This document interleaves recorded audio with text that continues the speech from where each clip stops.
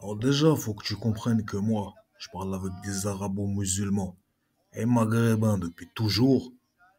Et même sur YouTube encore hier, j'ai fait un live de plusieurs heures avec plusieurs maghrébins et musulmans sur plusieurs sujets. Et voilà, personne ne m'a insulté de fils de pute. Personne ne l'a appelé à l'épuration ethnique des juifs du Maroc.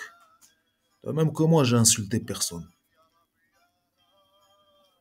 Et de même en Israël, juifs et musulmans, on parle tous les jours là-bas, que ce soit dans le gouvernement, ou parmi le peuple.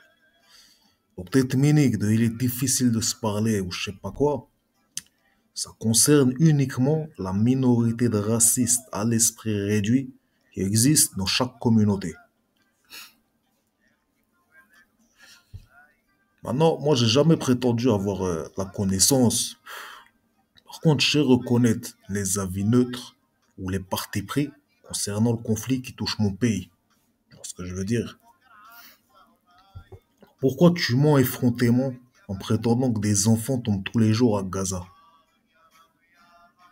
Ce que je constate, c'est que les enfants morts par les missiles iraniens qui ont touché l'avion, ça t'en parle pas.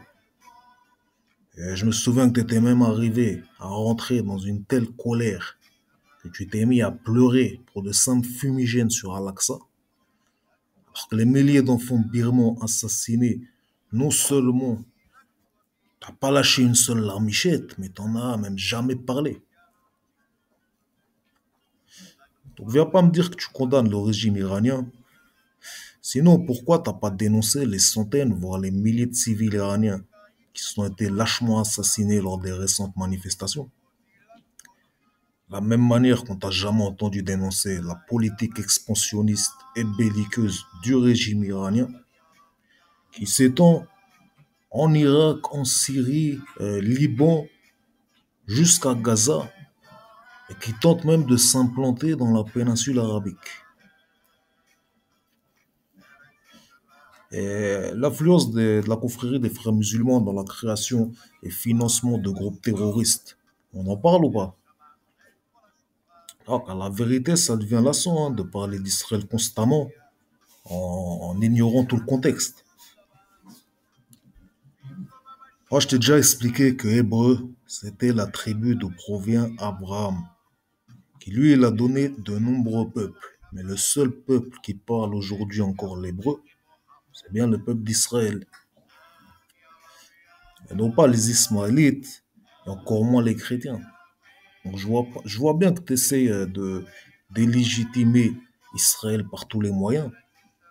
Mais si tu te revendiques croyant en Dieu, comprends bien que c'est attesté dans la Torah et dans le Coran que Israël, c'est la terre des Israélites selon la volonté divine.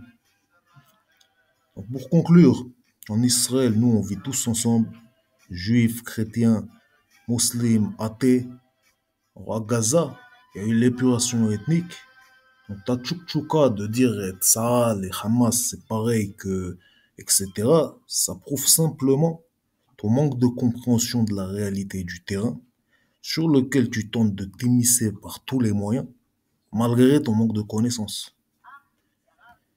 Et le prends pas comme un reproche, car étant franco-marocaine et n'ayant aucun lien avec Israël ni Palestine, c'est parfaitement logique et normal que tu sois bien loin de connaître et comprendre les peuples qui y vivent, ainsi que ce conflit qui te dépasse.